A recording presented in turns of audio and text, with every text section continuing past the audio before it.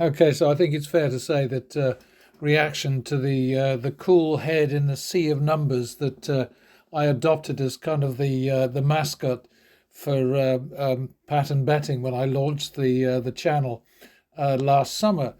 Reaction has been somewhat mixed, but I chose it quite deliberately and got in touch with the artist and made sure I had his permission to use it because it really does, to me, it symbolizes the whole battle against negative expectation in casinos, because unfortunately people seem to think that numbers don't matter. They seem to think that if they go up to the game, if they sit down at a table, if they push money out onto the whatever, the rules won't apply to them. And of course, the rules apply to all of us. They're frustrating, but that's how it is.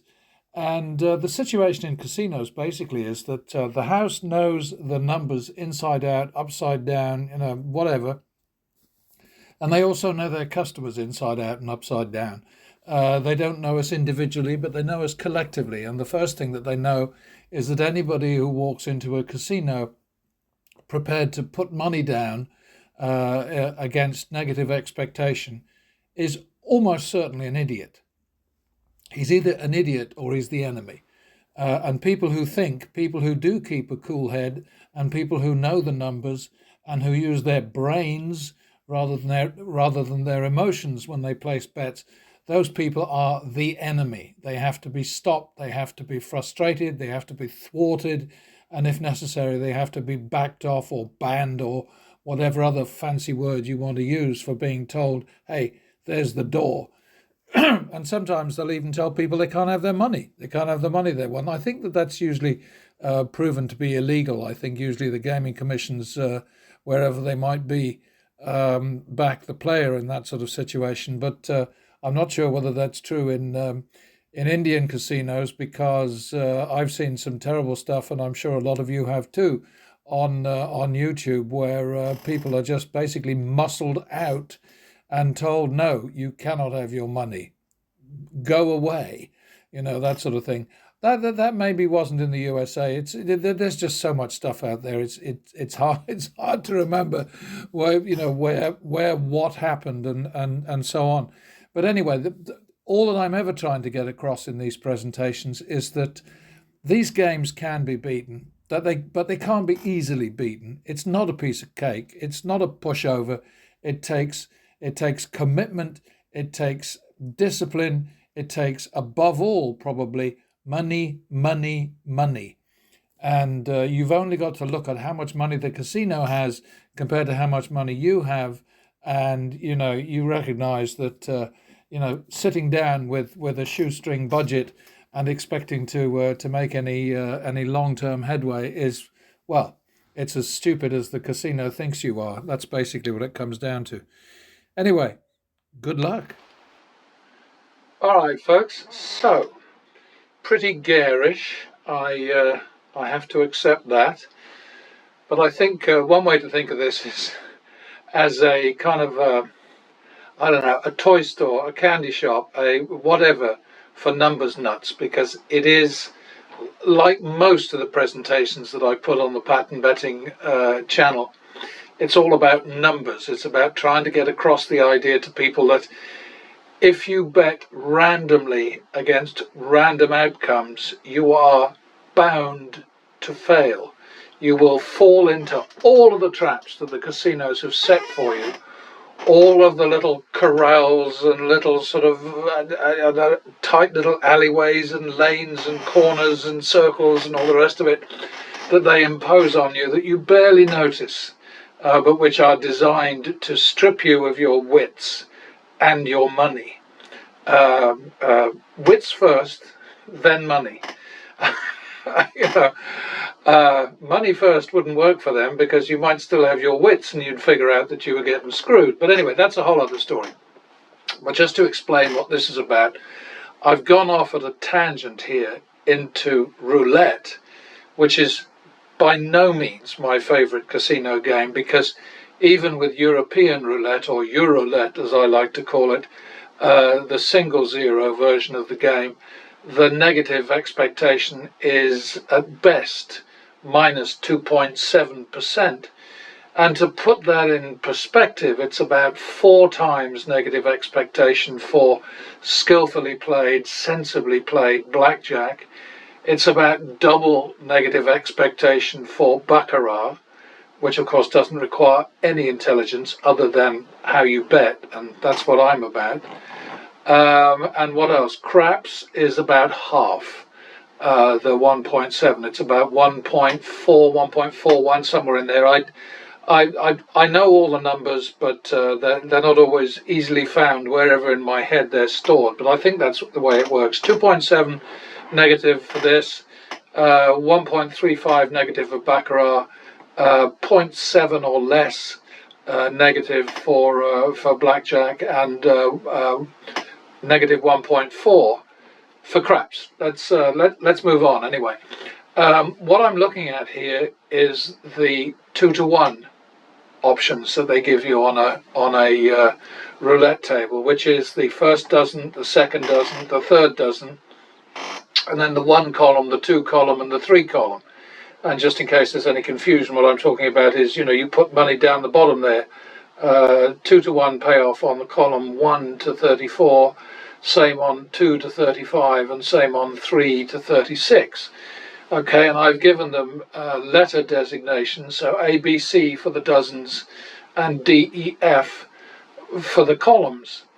And then what I've done is I've paired them, because I have been shown by somebody who knows not quite enough about the game of roulette, but certainly enough to be able to suggest some promising ideas, that a good way to go is to bet 2 at once out of the 2-to-1 choices. So bet the first and second dozens, or the second and third, or the first and third, and then with the columns bet either the let's see, what have I got up here, D, E, which is the first and second, and then the second and third, and then DF would be the third and sixth. I think you get the picture. But the one thing that we're doing here is that we are applying the baccarat version of pattern betting, which is to hop or switch at negative minus n, whatever the negative number might be. And in this particular case, the run through that I'm about to do, it's -5. So after 5 consecutive losses, you switch from whatever you're on to whatever is next on the agenda. You don't do it randomly, you follow the plan, okay, which is tough for a lot of people. They say it takes all the fun out of gambling. These are people, of course, who consider that losing is fun, because it's what they do inevitably.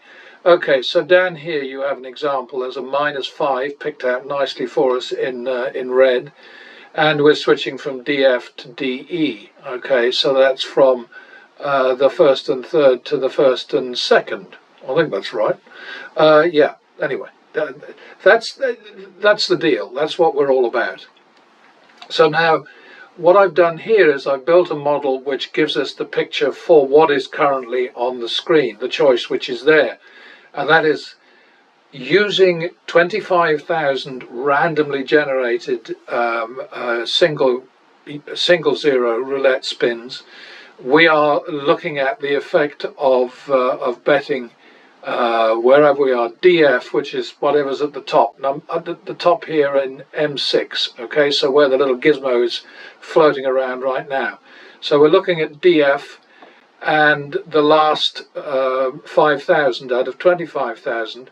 And please don't tell me that randomly generated roulette spins are not as valid or as relevant as actual spins, because there is absolutely no difference.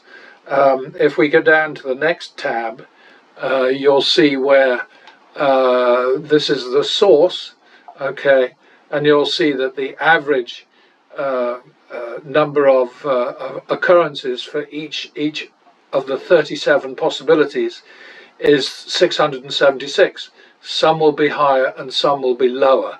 Okay, but you'll see that overall, I mean, you know, 0 comes up more often than 676.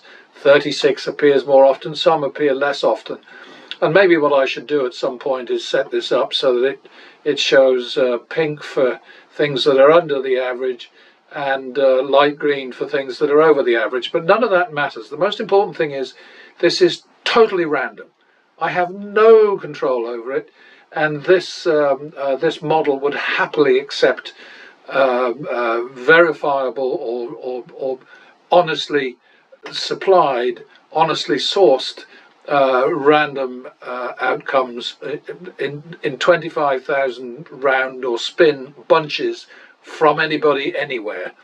And I mean, I use another model to create the random output, and that takes about, oh, I don't know, it takes quite a while because I've got an old cranky slow computer.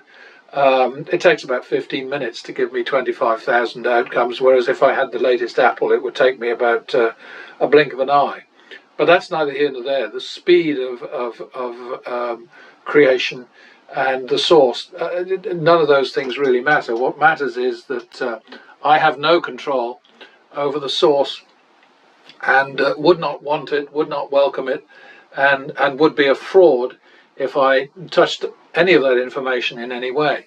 Now, let me say before I run the routine that I have reservations about this particular modification of pattern betting. I think that it's not as opportunistic as it needs to be, but it's making a reasonable amount of money. It's making, for instance, in this single thing that's on the screen right now, DF comes up with a win of 16,221, which is worth £195 an hour, roughly speaking. You know, it's sunk to the depths of 17,660. The 16,221 is its best to date, so it's performing very well. But anyway, what we're going to do is we're going to run the routine, which does everything, nearly everything for me, but at least sort of, you know, it reduces the amount of time that you'd have to sit sort of thinking, oh, bloody hell, how long is this going to last? So let's just do it. I've changed to 0.95 and -5. 0.95 is the value of the next bet against the hole that you're in at a given point. So for instance, right here we're at £58 down. Okay, so our next bet is 95% of 58, which is 56. Okay, so we win that, and that takes our loss to date down to 2. Now, the way this thing is set up at the moment is it then chases after that loss to date. Okay, I don't think that's a good idea. I think a better idea would be to say, okay, 2 is good, or -2 is a big improvement on last time, but we're going to bet the last bet over again. Now, I don't know what the effect of that is likely to be, and I'm not going to do it in this particular sequence, in this particular presentation. I'm going to leave that alone, okay? So all I'm going to do is we're at 0.95 up here, -5, so after 5 consecutive losses, we'll switch to the next 2-bet option, and away we go. Anyway, macro R, boom.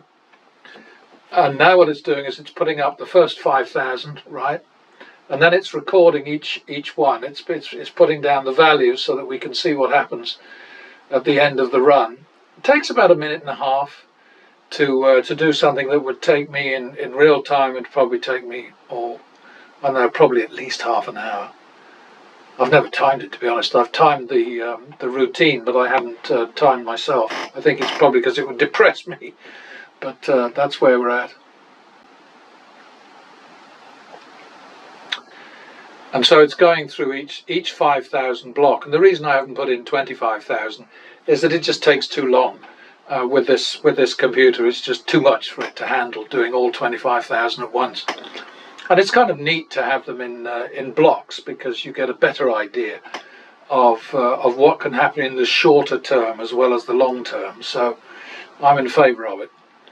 And up at the top there, of course, at K2 and 3, you've got the current number. so that when it goes to 25,000, which it will in a minute, unless it's got stuck. Now there we go. So now we're on the last leg. I don't think we've seen any losses. Don't think we're seeing quite as much as I would like by way of a win, but you know, 200, roughly 200 an hour is not, that's not too shabby, is it? I mean, come on. Now what I'm going to do is I'm going to copy this lot over to a sort of a holding spot where there's a whole bunch of different outcomes. And there is something that I keep forgetting to do. I'll get there at some point. Right, so we go Control V here, and we want to pull this in a little bit and pull this in a little bit, and let's see now. Copy. Oops! Come on. No garbage in, no garbage out. Okay, so then we come over here and we copy that. Ka-chunk. 6% is pretty good. The best so far is 6.4, so I'm in favour of that one, really. Give us a little more breathing room there.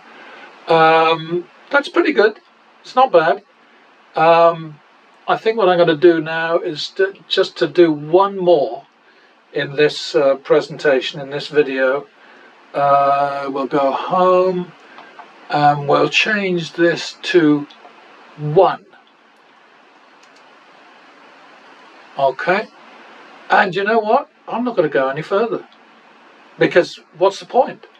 If we see 1 like that, if we see 1 loss like that, you know, we don't want to do it. Well, see, the point is that you get what you get when you have a win betting this way is that you get your loss to date plus some more.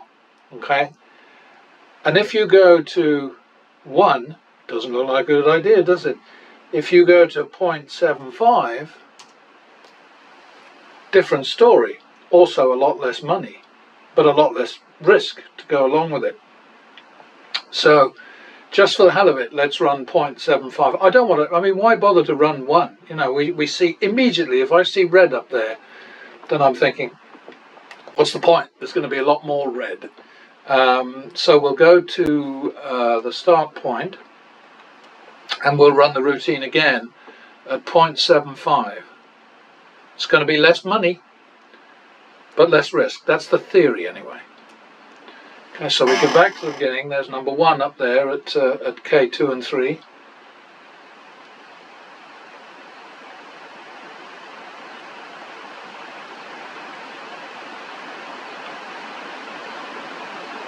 But what you're seeing here is a demonstration that if you have a non-random strategy, which basically is charged with winning more when it wins than it loses when it loses, then you have a very good chance of kicking some ass in the casino. Worth noting, of course, is if you look at V6, or is it V5? V5, where it says best and low, most often you'll see that the best reflects the number, or very close to the number that's up there with result under it. You've got action, result and hold in the RST columns, and that's telling us what we need to know about the mathematics, the real numbers, not the mathematics, not the legends, not the silly, insane, self-defeating, self-destructive, suicidal methods, strategies that are being recommended by loads of people on YouTube. I mean, like the 212 Manhattan, for instance. Oh my God, what a disaster. You run just a few thousand bets using that, and boom, deep doo-doo is the only way to describe it. Anyway, let's copy this over, take this lot here, and as I say, I've noticed something that I keep meaning to do and have failed to do, and will do at some point before I finally go to my grave.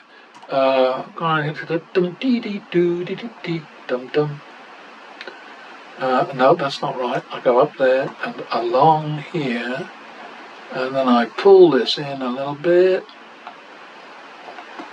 Control V, copy it all over, copy this over. I don't think it's going to be that. Oops, I do hate this. There are a couple of things that Excel does that absolutely infuriate me, and that's one of them. Okay, so we had a 5% hold down from 6%. So it seems that what we're looking at is we're looking at an optimum of round about, I mean, I don't know, 0.95 seems to be, but as soon as you go into 1, boom, everything falls apart. And this is the way numbers work. This is how they are, If you tweak them in a certain way, then the whole house of cards, or whatever else you want to call it, collapses. So what we have here is this really interesting situation where if you actually follow the numbers, trust the numbers, behave like a grown-up, make sure you've got lots of money behind you, don't lose heart if you get into a hole, because holes are made to be got out of, basically. Deep red holes can be vanquished. And I've demonstrated that now in baccarat, blackjack, roulette, of course. I haven't done anything with craps yet, and I really want to, because I think it's kind of a fun game. The problem with craps is it's a little bit slow. It's probably faster than roulette though, so I am interested in that. And I have a very good, I created a very good years and years and years and years and years ago, a very good random number generator for craps, which is absolutely trustworthy. And I always check these things by making sure that the numbers that they give me fit in with mathematical expectation. So for instance, you need to have a craps numbers generator which has a lot more sevens coming up than any other number, and so on. And that is absolutely true. And I'll fix this this particular demonstration down here on the next page to show better what is high and what is low. And so next time I do one of these, that's going to be a little bit easier to see.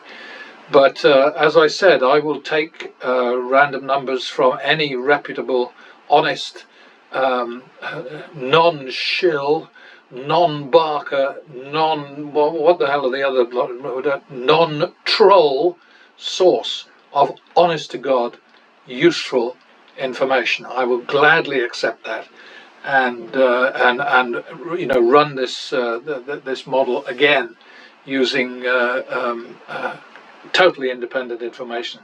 So sources, outcomes is what I'm trying to say.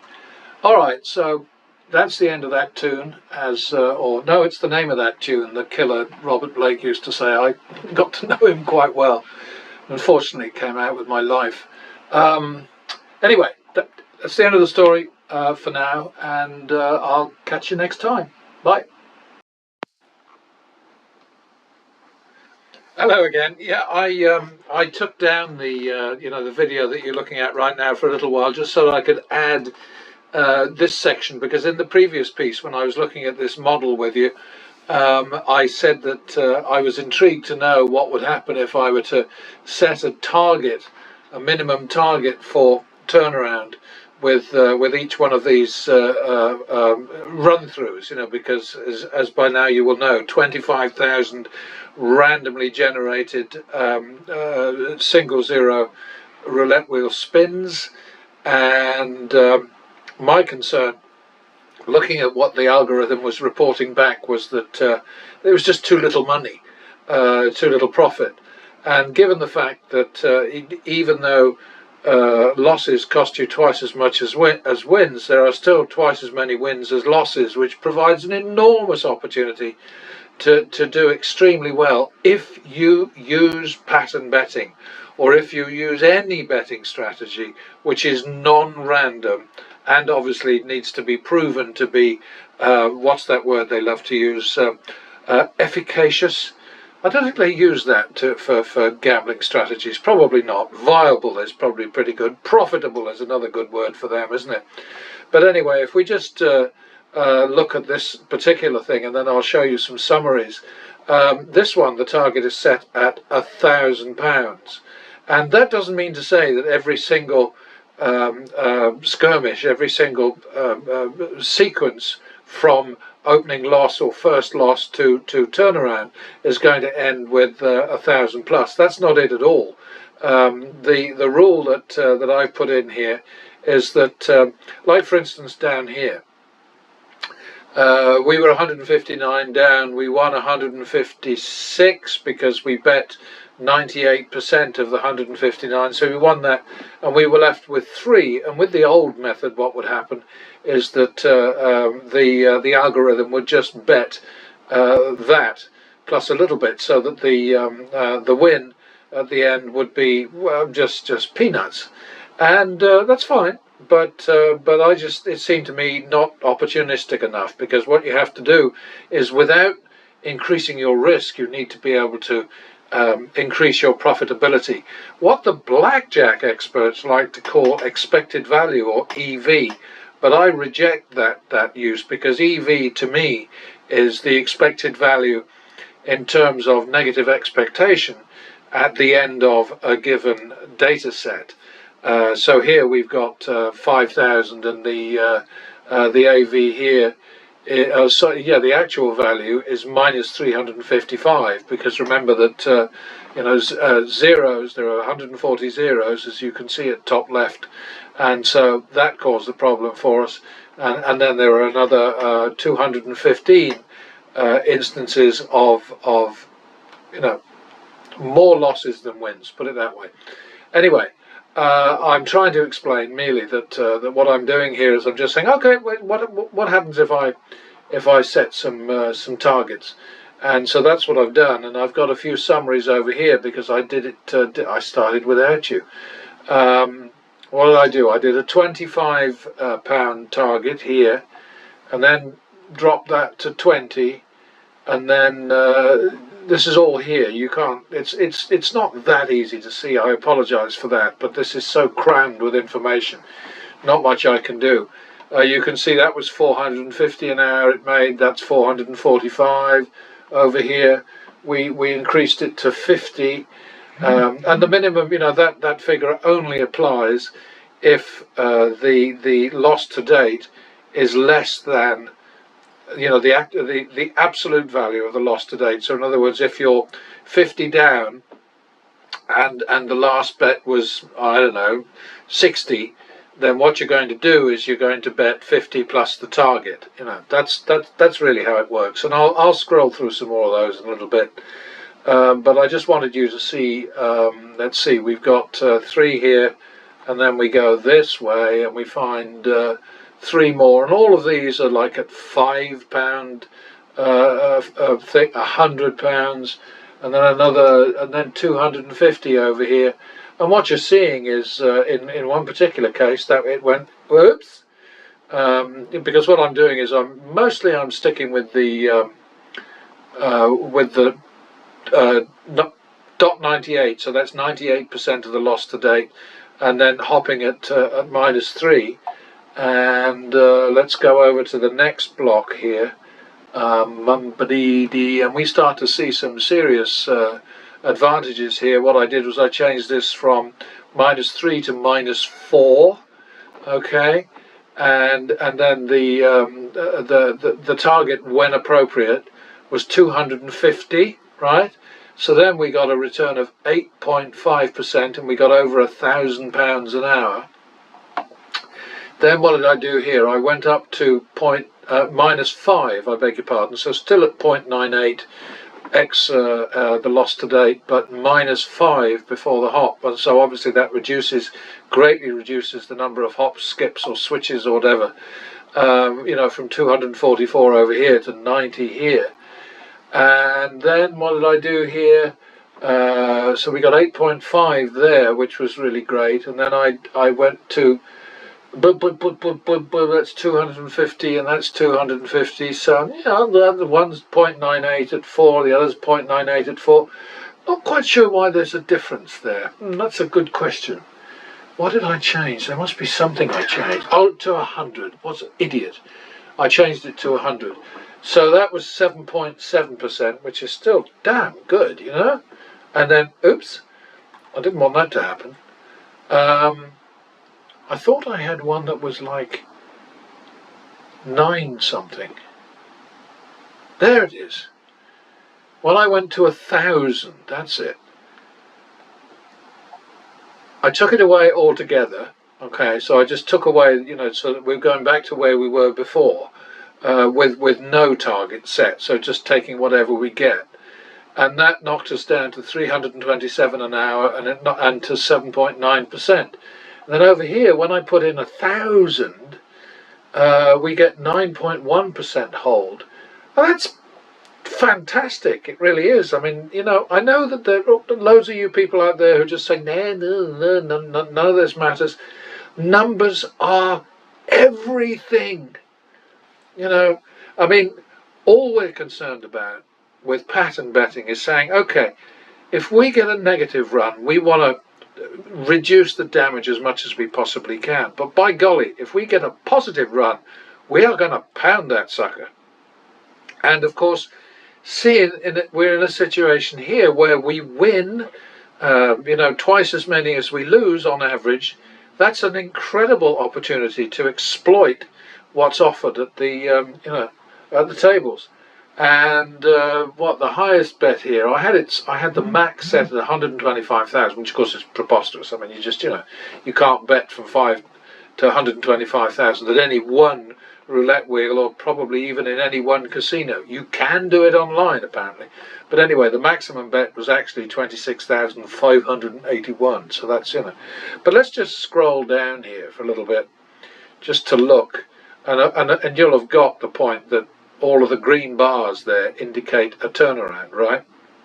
So we've got a turnaround at 153, a turnaround at 20, a turnaround at 10, one at 48, one at 10, one at 30, one at 30, 153. In other words, what happens is, the smart thing is that the longer it takes, the harder we have to work, and the more we have to risk, the more profit we will make at the end of it. So that's a good idea, right? I think we can all agree with that. And here is, this is a chart which is only 100 spins, but it's as representative as any other 100 spins, You can pick up your spins wherever you like, but the greens, obviously, are wins, and the reds are losses. And this is where the opportunity comes in. You really are being given an opportunity to make some serious money, but not if you bet randomly. And we know that what happens, generally speaking, is you get what you see here. You'll see 1, 2, 3, 4, 5, 6. So 6 consecutive wins, and then 1 loss, and then two wins, and then 3 wins, 3 losses, 4 wins, going all the way down here. And then here we have a -4, which is where we jumped over from DF to DE. And we go down a little bit further, and look at all these completed recoveries, these targets met. And then we got, here we go, 48, 397, 20, 172. I mean, this is not made up nonsense like all this crap that so many people are chucking at YouTube on the gambling channels every day. All this nonsense about advantage play at slot machines. What is Mr. Handpay talking about? There is no advantage play. You can think you're being terribly smart when you're playing something like a poker machine. Pokey is what they call them in Australia. I'm sure you know that. But anyway, these video poker machines where you sort of think, okay, well, what I'm going to do is I'm going to fool it. I'm not going to hold those 2 queens. I'm going to hold the queen and the jack. Well, that's not advantage play. That's just more silly nonsense. That's, like I think Jason says that, you start off at a lower denomination and you get it warmed up and you get it set and you get the bonuses going, and then you go boom, and then you smack it with a maximum series of bets. It's all utter nonsense. I'm sorry, Jason, but it's bullshit. But here you can see the effect of pattern betting. It's just, on and on and on and on and on. And we're not, we are changing the numbers from time to time. I mean, there we changed from DF to DE again. I don't know what, DF to EF. All right, or EF to DF, and then to DE, and then And what's this one here? We had one here where we were really taken through the mangle here for what 1, 2, 3, 4, 5, 6, 7, 8, 9, 10, 11, 12, 13, 14, 15, 16, 17 spins, and just note what happens here though. You get your ass kicked, bang, bang, bang, bang, bang, and then all of a sudden, what have we got? We've got 10 wins in a row down here. But what we did in this particular thing is, okay, we were 2,129. We went 3,100 down at one point, and here we're at 2,130. So we bet 2,087, right? And that left us with 42. And then we're sort of saying, well, that's not good enough. So we're going to bet 42 plus the target, and it doesn't look out of place because the prior bet was bigger. I could reset this so that it always plays the full amount of the last bet. And of course the other thing that I would do in real life is to set this so that it rounds up all these things in $5 increments or 25. Probably I'd say if it's over 100, then all the numbers will be presented in increments of 25. That's easily done. That's a very quick change. But just bear with me and just come down the columns with me here, looking at these potential wins, and understanding obviously that you can't always make the bet that you want to make at the casino where you started out, because they put in table limits precisely to thwart people who are using their brains instead of their, I don't know, flying by the seat of their pants, or accepting loads of free drinks. And I'll bet on that one because it's my wife's birthday, and I'll bet on that one because whatever. We don't do any of that shit. What we do is we just simply say, okay, what we're going to do is we're going to just follow a plan, stick with it, and so there we are. What the hell was the win up there? 163,585. I know you can't do that kind of thing all in one place, but it doesn't matter if you get up and move from the low rent table to the higher rent table to the next one up, and then sort of finally say, oh my God, this is going on now. It's been 15 spins. Let's go into the high roller room.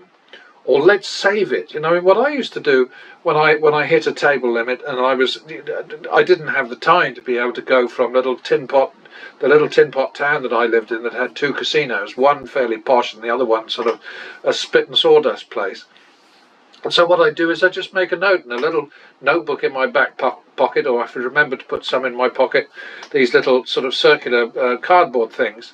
That are often used as labels on documents and stuff like that, and I'd buy a ton of those, and just scribble a down and out on there, and stick them in the pocket, and then randomly pull one out. Doesn't matter. It doesn't matter when you move. It doesn't matter when they shuffle. It doesn't matter what they cut. It doesn't matter how many burn cards are taken. None of that matters. The only thing that you have to worry about is win-loss patterns. And in these games, which pay 2 to 1, and where you've got a sort of a 66 2/3 chance of winning at any given time, and here's another 10 streak, a 4-1 there, and so on. I mean, loads of them, 7 there, and this is all about real life. This is about real, actual numbers. No BS, no fireworks, no drunken, rowdy misbehaviour, no effing and blinding, no profanity, no wobbly cameras, no nothing. It's all plain and simple numbers. So, up to you what you do with it. Be my guest. But, please, make some money. Take some money away from these greedy bastards who try every trick in the book to make it harder and harder and harder and harder for people to win. I mean, there's this place, I did it somewhere in Las Vegas, and there may be more than one, where if the dealer gets 22, it's a push. At blackjack, the game's name is 21. So if you get over 21, you're fucked. But not in these places now. They're saying, oh, no, no, no, no. What we're going to do is we're going to take all the 10s out of this game. And aren't you lucky? Because now there's fewer possibilities of busting. They don't seem to understand that a 10-rich deck is very good for the player. Because the player can stand on whatever he wants without worrying and knows that the deck is 10-rich.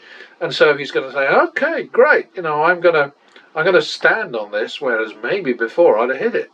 But now I know that the deck value is 70 plus 17 or whatever. I'm sticking. And, you know, the trouble with card counting, of course, is you've got to be careful, because as soon as you're identified as a card counter, you're the bad guy. And they'll throw you out, or they'll make life difficult for you, or do whatever, you know. But none of that matters. It's all about win-loss patterns. And there is a normal kind of ebb and flow. I mean, look at these things going past. 11 in a row there, you know, and 4 in a row, and 4 in a row, and 8 in a row, 4, 5, boom, boom, boom. You know, I mean, this could go on forever. There's 5,000 here. How much longer do you want to go on? It's, you know, but when the bets get high, we just insist on at least 1,000. I'm not saying that you should do 1,000. You can do whatever you want. But I presented earlier on in this video, I presented some at 0 and at 25 and at 5 and at 20 and 100 and 250 and so on, you know. But see, here's a classic down here. We've got this one there where with the old, the algorithm the way it was before, or the formula the way it was before, it would have bet 9. No, it would have bet double. So we'd have just made 9. You know, instead we've made 454. I think 454 is better. Yes, it means more risk. But look up here. Best is 161,585. The low was 803. I mean, you know, what more could you want? Anyway, I've got to stop now. getting a little bit worked up. But I hope this is useful to somebody. And, you know, roulette is a beatable game. I had a comment from a guy who says, yeah, it would be beatable, but they cheat. Well, I think that's absolute nonsense, you know. I mean, he's also said that the Wiz's blackjack sim cheats. It doesn't. I have checked it out. I have been exhaustive with my analysis of it. I mean, I went through, several hours and recorded every single, but I mean in a notebook, and then counted every damn card, and there were no duplicates, no funny business, no nothing. And yes, you know, the cut card was like, I don't know, two decks in or something like that. Doesn't matter. All you're concerned about is win-loss patterns. So, you know, just remember, most of the time, you can turn around a losing sequence, a losing series, a losing set or skirmish or whatever in sometimes just one win, frequently 2, very rarely you'll need 3 in a row. But, you know, and I've got to do my water thing. And I've got to tell you, this chart up here, look at that. You know, I mean, that's pretty. It's a lot prettier than a losing, the red line going way down into the bottom right corner. So, anyway, as I said, do with this whatever you want. I mean, I just hope that somebody will cotton onto it and start making serious money and denting the casino's too fat coffers. Next time.